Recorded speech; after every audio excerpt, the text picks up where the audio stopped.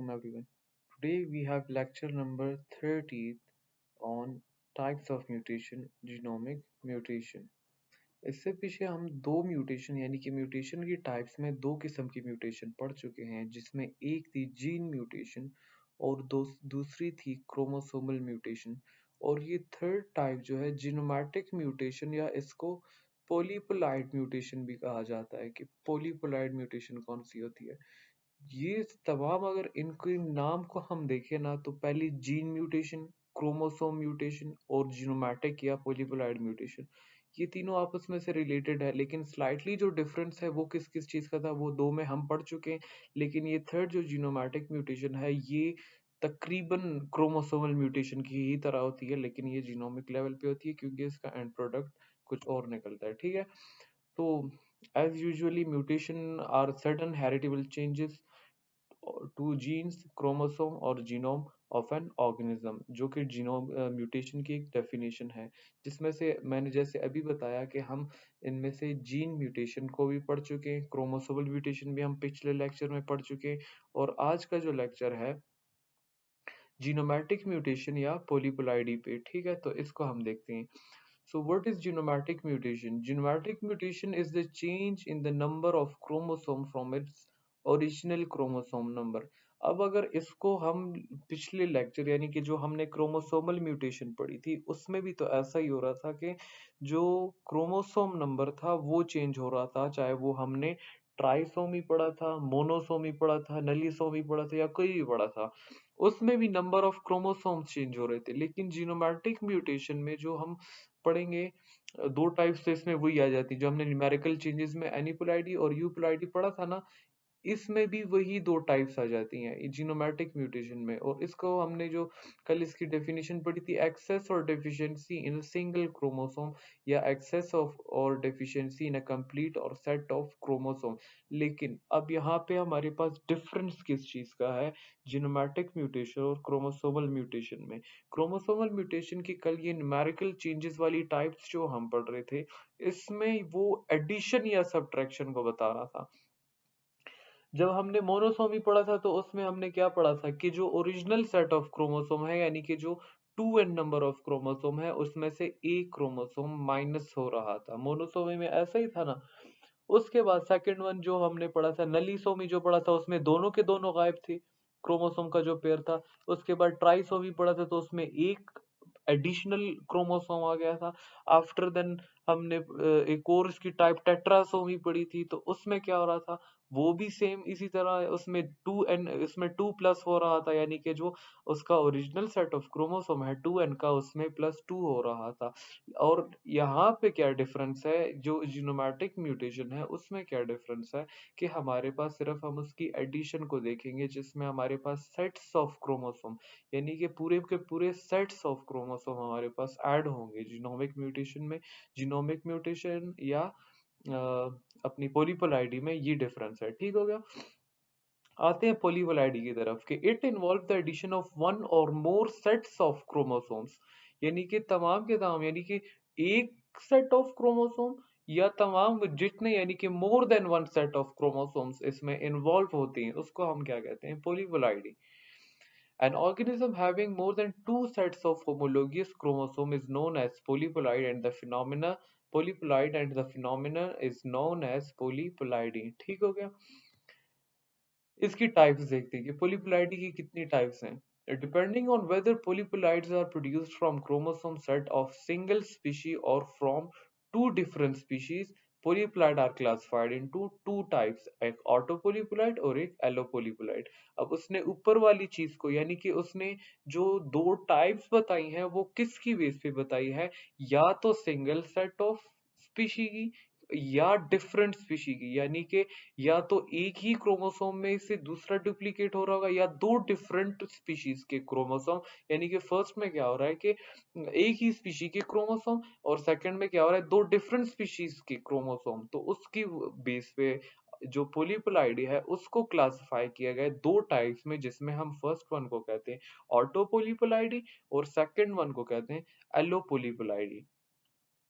तो ऑटोपोलीपोलाइडी को पढ़ते हैं कि ऑटोपोलीपोलाइडी are derived from the multiplication of chromosome of same species जो उसने पीछे भी बता दिया कि जिसकी बेस पे इसने किया था। ऑटो पोलीप्लाइडी में मल्टीप्लिकेशन होती है क्रोमोसोम्स की, यानी कि नंबर ऑफ क्रोमोसोम डबल या ट्रिपल या जितने भी हैं वो मल्टीप्लाई हो जाते हैं एक ही स्पीशी के।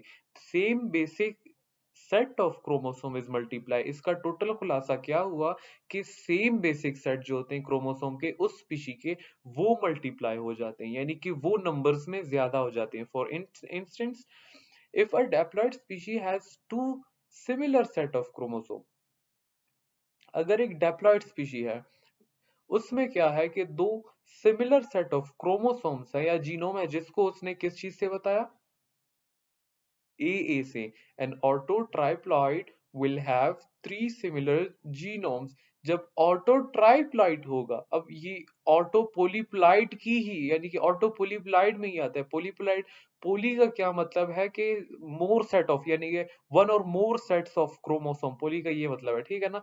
लेकिन उसमें अब ये एग्जैक्ट बता रहा है ट्राई का क्या मतलब होता है। थ्री होता है ना, जैसे हम डाई पढ़ रहे थे उसका टू होता है, मोनो का वन होता है। तो ट्राई का क्या होता है कि वो हमारे पास थ्री सिमिलर जीनोम बता रहे हैं। ऑटो का मतलब है सिमिलर जीनोम्स, और ट्राइप्लॉइड्स यानी कि उसकी क्रोमोसोम्स, ठीक है ना, will have three similar genomes. जैसे डेप्लॉइड नंबर ऑफ स्पीशी थी टू सिमिलर, उसमें ए था, तो ऑटो ट्राइप्लॉइड में क्या होगा, ट्रिपल ए होगा। And N auto tetraploid will have four such chromosome, यानी कि फोर ए होंगे।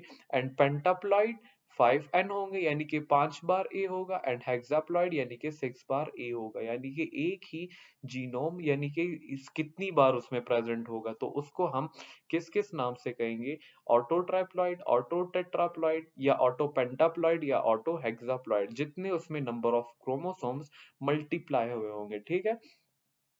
The chromosome replicate during anaphase, but the cytoplasm fails cleavage during cytokinesis. ये क्रोमोसोम ये किस वजह से होता है, ये मल्टीप्लिकेशन किस वजह से होती है, ऑटोपोलीप्लॉइड कॉज किस वजह से होती है। ये जब एनाफेज हमने पढ़ा था तो उसमें हमने रेप्लिकेशन देखी थी। उससे पहले क्या होती थी, रेप्लिकेशन होती है जिस जो रेप्लिकेशन फेल हो जाती है, बट रेप्लिकेशन के बाद क्या होता है कि ये साइटोप्लाज्म में क्लीवेज होनी, जो साइटोकाइनेसिस वाला प्रोसेस था वो फेल हो जाता है, जिसकी वजह से क्या ऑटोपोलीप्लॉइड कॉज हो जाती है। And autopolyploids are large in number. Large in number क्यों होंगे, क्योंकि सिमिलर सेट ऑफ क्रोमोसोम ही जाके या जीनोम जाके मल्टीप्लाई हो रहा है, तो जितना ये मल्टीप्लाई होगा उतना वो लार्ज होता जाएगा, ठीक है। Autotriploids are usually sterile। ये sterile होते हैं, that means कि it can not produced further, इसमें रिप्रोडक्शन वाली पावर नहीं होती। और उसने आगे लिखा है कि and can not produce seeds, जो प्लांट्स में है कि ऑटोट्राइप्लॉइड होंगे तो वो सीड्स आगे प्रोड्यूस नहीं कर पाएंगे। मोस्टली ये जो मोस्टली हम करते हैं या कॉमनली जो हम करते हैं, वो हम क्या करते हैं, जब कोई भी बीज लगाते हैं तो उसमें से जो पौधा वगैरह निकलता है तो उसके फ्लावर्स में से फिर हम दोबारा बीज उसके ले सकते हैं।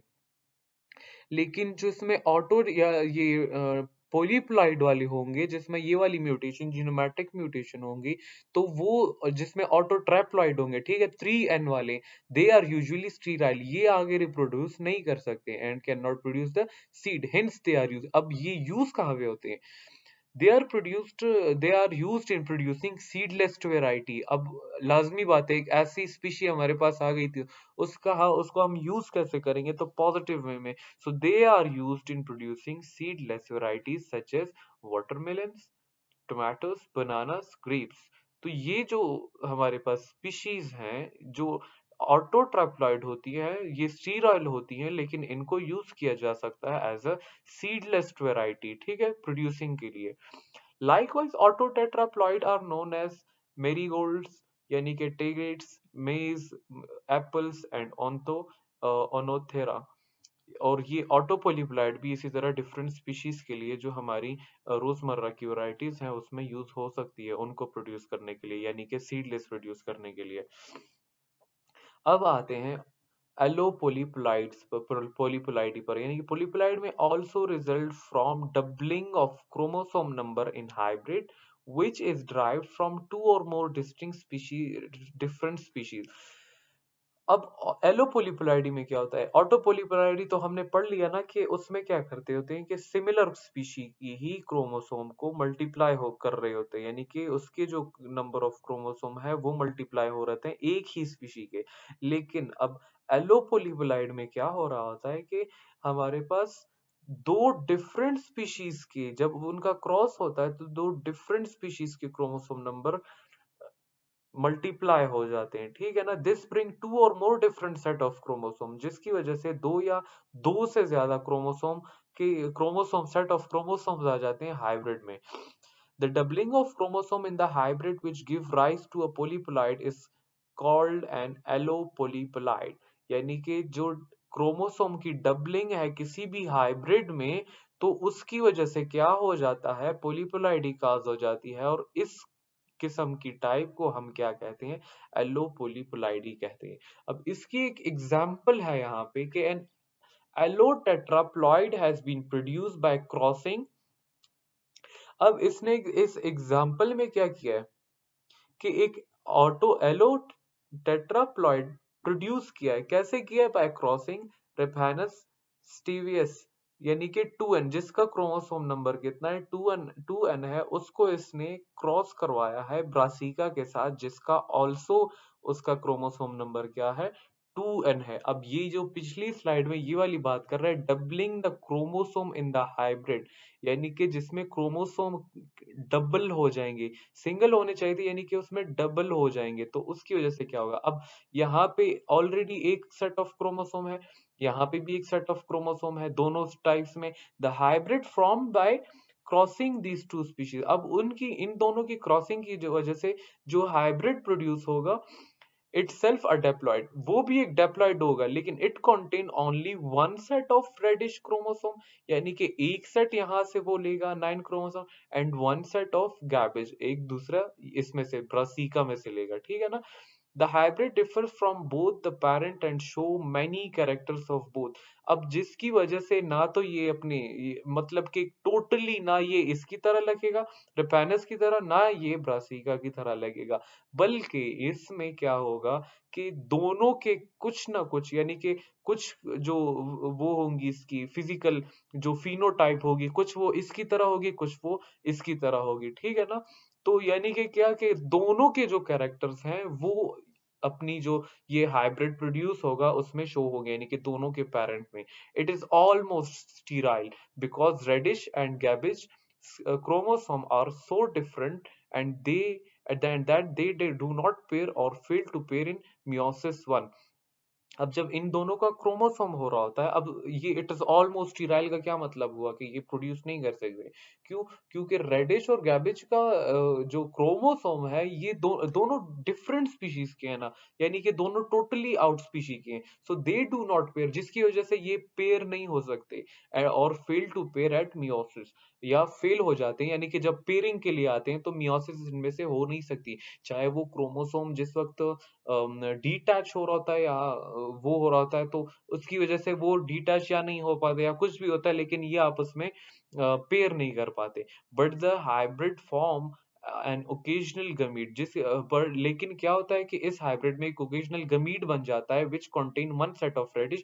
जब हम एग्जाम्पल कर रहे होते हैं तो हम उसमें क्या कहते हैं, जब हम क्रॉस करा रहे होते हैं उसमें हम गमीट बनाते हैं ना, तो इसी तरह ये जो हाइब्रिड स्पीशी है, इसकी जो हाइब्रिड बन रहा है, ये भी एक गमीट बना लेता है which contain one set of reddish chromosome and one set of garbage chromosome, यानी जिसमें क्या होता है दोनों का सिंगल सिंगल क्रोमोसोम प्रेजेंट होता है, ठीक है ना। As it combines characters of both reddish and garbage, अब इस हाइब्रिड को इन्होंने नाम क्या दिया, therefore it has been named as raphano brassica, जिसकी वजह से इसको रेफानो ब्रासिका का नाम दिया गया। क्यों? किस वजह से? कि इसमें दोनों के एक एक सेट ऑफ क्रोमोसोम प्रेजेंट है, ठीक है। सो ये था हमारा पूरा लेक्चर किस चीज के बारे में, ऑटो पोलीपोलाइडी, ये पोलीपोलाइडी के बारे में, जिसमें हमने उसकी दो टाइप्स पढ़ी जो हम कल ऑलरेडी न्यूमेरिकल चेंजेस में पढ़ चुके थे, जो कि एनोपोलीप्लाइडी थी और यूपोलीप्लाइडी थी। और उसके बाद हमने इसकी एक और टाइप पढ़ी, जीनोमैटिक म्यूटेशन या ऑटोपोलीप्लाइडी, पोलीप्लाइडी की, जिसमें उसकी हमने दो टाइप्स पढ़ी, ऑटोपोलीप्लाइड्स और एलोपोलीप्लाइड्स। इसकी एक और किस्म की टाइप भी होती है जिसमें ये दोनों चीजें कंबाइन होती हैं, वो कौन सी हो सकती है? वो अगर मैं कहूँ ना तो वो होती है ऑटो एलोपोलिपोलाइड। अब ऑटो एलोपोलिपोलाइड कौन सी होती है ये मैं एक्स्ट्रा बता रहा हूँ, ठीक है, मैंने स्लाइड्स में ऐड नहीं किया। अब ऑटो एलोपोलिपोलाइड किस किस्म के होते हैं? अब इसके नाम से ही वो बता रहा है कि उसमें दोनों की दोनों चीजें प्रेजेंट होती है। अब एक्सेप्शनल केस तो हो सकता है ना, जो हमने ऑटो का बताया कि भाई उसकी सिमिलर स्पीशी में ही उसमें डिवीजन हो रही है, उसमें मल्टीप्लिकेशन हो रही होती है। और जो एलोपोलिपोलाइट का बताया वो दो डिफरेंट स्पीशी के दरमियान हो रही होती है। तो अब ऐसा भी हो सकता है कि ऑटो एलोपोलिपोलाइट किस केस में हो सकता है कि जब एलोपोलिपोलाइडी हो जाए तो उसमें ऑटो भी हो जाए, यानी कि दो डिफरेंट स्पीशीज के क्रोमोसोम जब एक गमीट बनाए, जो एक ओकेजनल गमीट बना लें, और फिर वो ओकेजनल गमीट में क्या हो जाए कि उसकी नंबर ऑफ क्रोमोसोम जो है वो आपस में मल्टीप्लाई हो जाए, तो उसको हम क्या कह सकते हैं? ऑटो एलोपोलिपोलाइड। तो ये उसकी तीसरी टाइप में भी हो सकती है कि एक्सेप्शनल केस हो सकता है, ठीक है ना। So this was all for genomatic mutation. तो हमारा म्यूटेशन वाला जो टॉपिक था वो टोटली कवर हो गया है, जिसमें हमने म्यूटेशन के बारे में पढ़ा था। म्यूटेशन की फर्स्ट जो स्लाइड जो हमने पढ़ी थी, फर्स्ट लेक्चर जो म्यूटेशन का पढ़ा था, उसमें हमने देखा था कि हमारे पास किस किस बेस पे म्यूटेशन हो सकती है। उसमें हमने उसकी सिंपल क्लासिफिकेशन पढ़ी थी, डिफरेंट बेसिस पे हमने उसकी क्लासिफिकेशन पढ़ी थी, जिसमें स्पॉन्टेनियस म्यूटेशन वगैरह हमने पढ़ी थी, ठीक है।